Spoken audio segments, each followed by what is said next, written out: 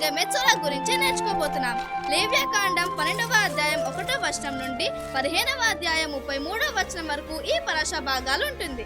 తాజ్రియా మరియు మెచ్చురా పరాశాలు మనకు పవిత్రత అలాగే అపవిత్రతకు సంబంధించిన విషయాలను బోధిస్తున్నాయి. తాజ్రియా అనగా జన్మనిచ్చుట అని అర్థం.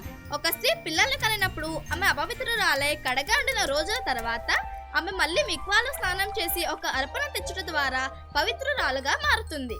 అలాగే మగబిడ్డ పుట్టినట్లయితే అతనికి 8వ దినమున సున్నతి చేయాలి. మరియు ఈ పరాశ చారా అనగా కుష్ఠరోగం గురించి కూడా మాట్లాడుతుంది. ఇది ఒక సాధారణమైన వ్యాధి కాదు గాని ఒక ఆధ్యాత్మిక రుగ్మతగా గుర్తించబడుతుంది. ఒక వ్యక్తి శరీరంపై, బట్టలపై లేక ఇంటిపై ఇది కనబడుతుంది. ఈ విధమైన మచ్చలు కనిపించినప్పుడు యాజకుడు దాన్ని పరిశీలించి అతడు పవిత్రుడా లేక అపవిత్రుడా అని నిర్ణయించవలసి ఉంటుంది. కుష్ఠరోగం వచ్చిన వ్యక్తి మళ్ళీ పవిత్రుడైనంత వరకు పాదం వెలుపలనే ఉండాలి. ఒకవేళ ఈ కుష్ఠపొడ బట్ట ఎందు గాని లేక ఇంటిపైన గాని వచ్చిన ఎడల ఆ భాగమును తొలగించాలి. ఒకవేళ ఆ పొడ మరలా స్థలమందు వచ్చిన ఎడల దాన్ని పూర్తిగా నిర్మూలన చేయాలి.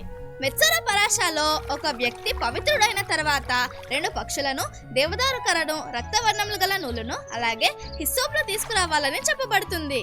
మరియు కొన్ని శారీరక స్రావాలు అపవిత్రతకు కారణమవుతాయని అలాగే వాటి నుండి మిక్వాల మునడం ద్వారా శుద్ధీకరణ జరుగుతుందని కూడా ఈ పరాశాలో చెప్పబడుతుంది. సో కాబట్టి పిల్లలు, ఈ 2 పరాశాలు మనకి ఏం నేర్పిస్తున్నాయంటే మనం మన శరీరంలో అలాగే ఆత్మలో పవిత్రంగా ఉండాలని అలాగే మన క్రియలను కూడా సరిదిద్దుకోవాలని కోరుకుంటున్నారు.